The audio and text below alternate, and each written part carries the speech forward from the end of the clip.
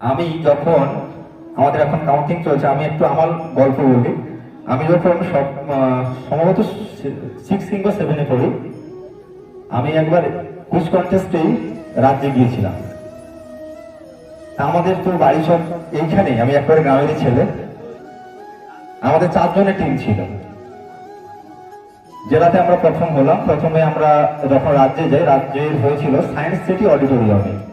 Science city অডিটোরিয়ামে quiz কন্টেস্টের রাজ্য স্তরের প্রতিযোগিতা হয়েছিল।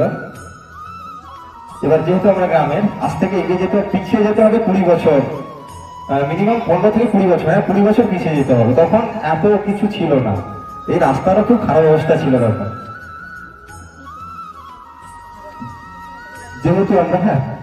যেহেতু আমরা এরকম জায়গা থেকে হয়েছিলাম, ফলে আমাদের গ্রুপে কিন্তু আর যে 3 জন, সেই 3 জন কিন্তু যায়নি। আমার বাবা কিন্তু আমাকে নিয়ে গিয়েছিলেন। আমি একাই আমাদের দক্ষিণ 24 পরগনা হয়ে প্রতিনিধিত্ব করেছিলাম এবং আমি সেখানে 3য় স্থান অধিকার করেছিলাম।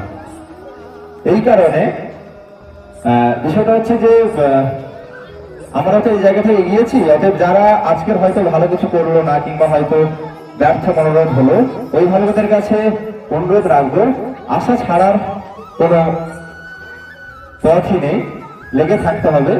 ওরা অবশ্যই একদিন পারবে, আর যারা পারলো তারা তো ভালোই হলো। আর আমাদের শরৎচন্দ্র তো বলেই গেছেন, যারা শুধু দিয়ে গেল পেল না কিছু, যারা আজকের কিছু দিতে পারলো না, তারা হয়তো ভবিষ্যতে অনেক কিছুই দেবে, সেই আশা থাকবে আমাদের। গোলাম মোস্তফা বলেইছেন, ঘুমিয়ে আছে শিশুর পিতা, সব শিশুর অন্তরে। কোনো বকাঝকা নয়, 80 বছর আবার হবে।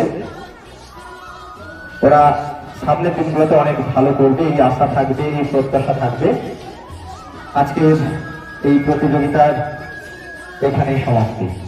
আমরা পরবর্তী যে আমাদের অনুষ্ঠান আছে, সেই অনুষ্ঠানে এবারে যাবো।